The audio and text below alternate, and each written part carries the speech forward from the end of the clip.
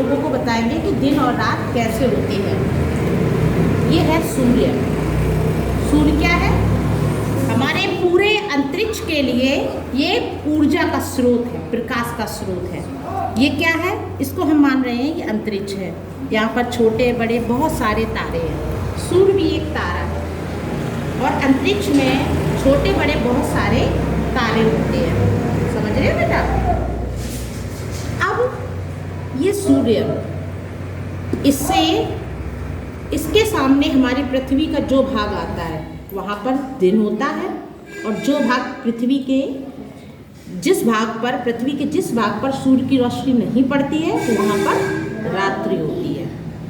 ये प्रक्रिया जो है 24 घंटे में पूरी होती है।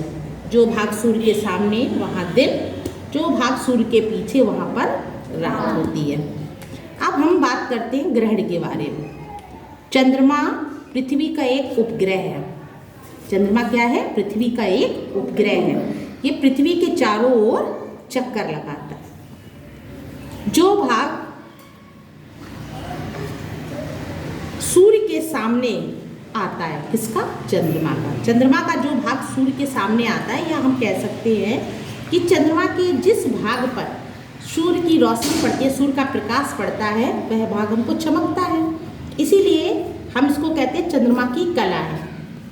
चंद्रमा जब पूरी तरह से सूर्य का प्रकाश पड़ता है तो तब क्या होता है? पूर्णिमा होती है। पूर्णिमा होती है। अब हम बात करते हैं ग्रहण की। चंद्र ग्रहण कब होता है? देखो बेटा, ये पृथ्वी है और ये है चंद्रमा। तो जब सूर्य और चंद्रमा के बीच में पृथ्वी आ जाती है और सूर्य का प्रकाश पृथ्वी तक नहीं पहुंच रहा, इस स्थिति को हम क्या कहते हैं? चंद्र ग्रहण। इस स्थिति को क्या कहते हैं? चंद्र ग्रहण। सूर्य का प्रकाश किसने रोक लिया? पृथ्वी ने। तो जब सूर्य का प्रकाश चंद्रमा तक नहीं पहुंचता है, इसे हम कहते हैं चंद्र ग्रहण। अब सूर्य ग्रहण क्या है?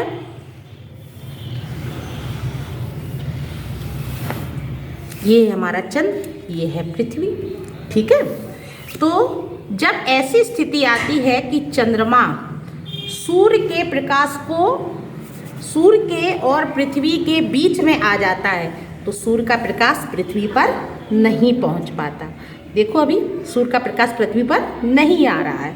तो इस कारण से इस स्थिति को, इस भौगोलिक परिवर्तन को हम क्या